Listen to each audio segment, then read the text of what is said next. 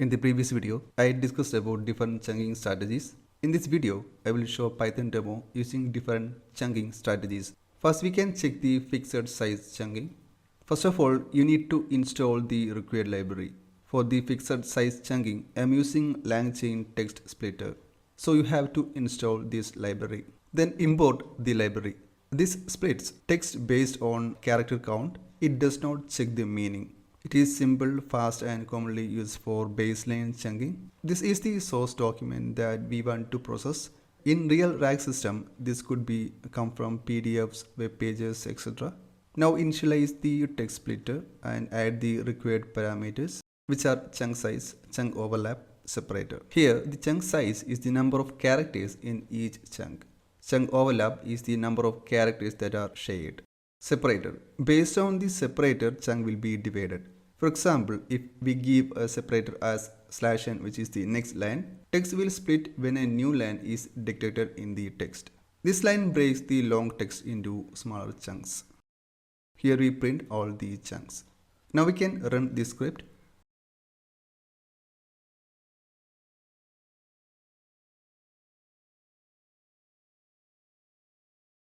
As you can see, it splits the whole text into two chunks.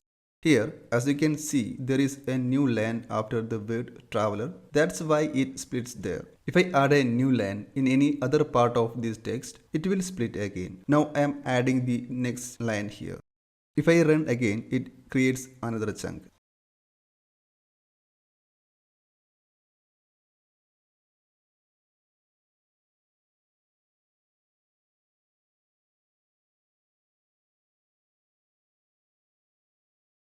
This is how the separator works on chunking.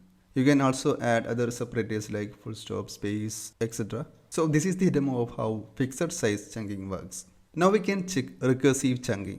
For that, you need to install the required library. Here also I am using LangChain text splitters and import the library. Now I am adding the text which I want to make chunks. Then initialize the recursive character text splitter and provide the parameters. Here also we can provide the separators, then split the text into chunks. Once we run this script, you can see the text is divided into different chunks.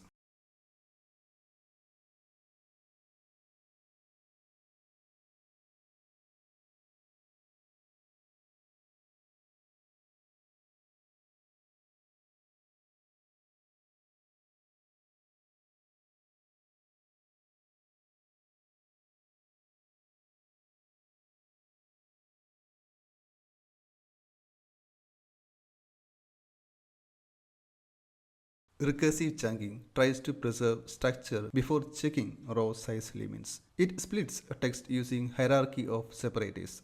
This is the order of splitting: paragraphs, lines, words, characters. In this order, it splits the text. Now we can check the semantic chunking. For semantic chunking, we need to use a model that checks the semantic meaning of the text. So we need to install these libraries and import the required libraries. Function split sentences splits text into sentences using punctuation. This line converts the document into a list of individual sentences. Using the model all-mini LM L6v2, it converts each sentence into a numerical vector and compares each sentence with the next sentence and produce similarity scores between 0 and 1. And then it decides whether the current sentence should be grouped with the previous one or start a new chunk based on the semantic similarity.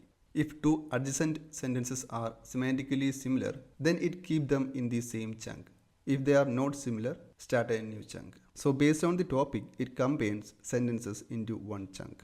In this line, it outputs the chunks. Semantic chunking splits a document into smaller chunks based on meaning rather than fixed size.